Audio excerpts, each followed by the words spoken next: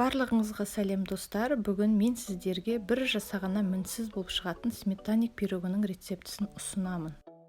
Ең алдымен ыдысқа електен өткізілген ұнды саламыз. Мен қамыр қопсытқышпен ұнды алдын ала араластырдым. Електен өткізілген ұнның үстіне қантты саламыз, сары майды саламыз, жұмыртқаны салып, қамыр илейміз.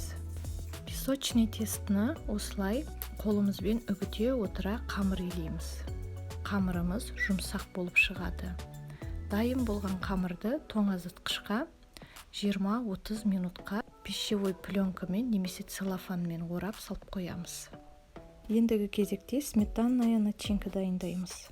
Ол үшін қаймаққа қантты саламыз. Қанттың үстіне біртіндеп жұмыртқаны жарып салып, венчиктің көмегіменен бәрін араластырамыз. Бұл жерде миксермен араластыруға болмайды, тым сұйық болып кетеді, шанышқымен араластырса да болады. Алдын ала дайындап алған формамызға қамырды екіге бөліп алып, бірінші жартысын қолымызбен астына жайып салып шығамыз. Екінші бөлігін біз бортиктарын жасау үшін қолданамыз. Форманың бортиктарын салған кезде сметанная начинкадан сәл биіктеу болып тұрғанын қадағалаңыздар. Міне біздің формамыз дайын, енді начинкасын құямыз. Қызып тұрған пешке салып 40-50 минутта пісіреміз. Кейін дайын болған пирогты толықтай суығаннан соң барып кесу керек.